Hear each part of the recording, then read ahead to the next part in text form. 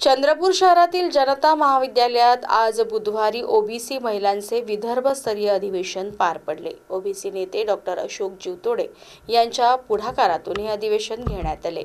या अधिवेशनात विविध विषयांवर चर्चा करून ठराव पारित करण्यात आले। या अधिवेशनाच्या अध्यक्षस्थानी डॉक्टर प्रतिभा जीवतोडे यांच्यासह विदर्भातील विविध जिल्ह्यातील महिलांची उपस्थिती होती। यावेळी ओबीसी समाजाकरिता केंद्र तथा राज्य शासनाकडून निघालेल्या शासन निर्णयाची माहिती देण्यात आली। तसेच हुंडाबळी तथा महिलांवरील अत्याचाराच्या न्यायालयीन केसेस फास्ट ट्रॅक कोर्टात चालविण्याची मागणी या अधिवेशनातून राज्य सरकारकडे करण्यात आली।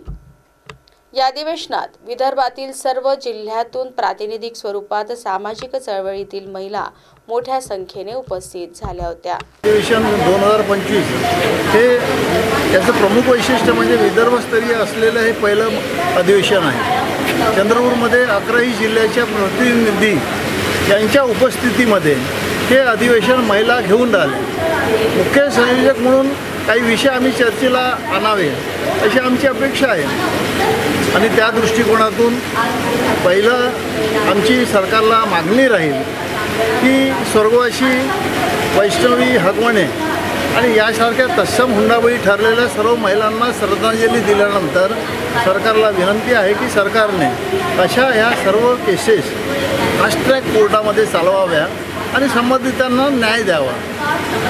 त्याचबरोबर राज्य आणि केंद्र सरकारने जे जे काही ओबीसी समाजासाठी निर्णय घेतले, शासन निर्णय काढले, त्या सर्व शासन निर्णयांचं वाचन करून केंद्रातर्फे केंद्र सरकारचे आणि आदरणीय मोदी साहेबांचे अभिनंदन या अधिवेशनामध्ये होत आहे। त्यातून ओबीसी समाजामध्ये ज्या ज्या अनिष्ट परंपरा आहे, कुरीती आहे, रूढी आहे, या सर्व जुन्या परंपरांना कुठंतरी फाटा देऊन एक ओबीसी समाजासाठी सामाजिक आचारसंहिता जाहीर व्हावी ही आमची अपेक्षा आहे। महिलांचं अधिवेशन सुरू आहे आणि त्या अधिवेशनामध्ये सर्वमते जर निर्णय घेतला तर आदर्श आचारसंहिता सर्व ओबीसी समाजासाठी आम्ही जाहीर करणार आहोत।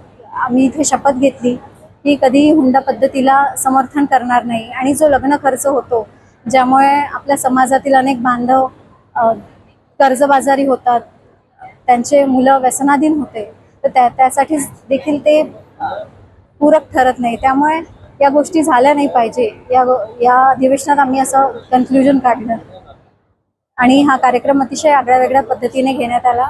त्यामुळे आयोजकांचे खूप खूप आभार।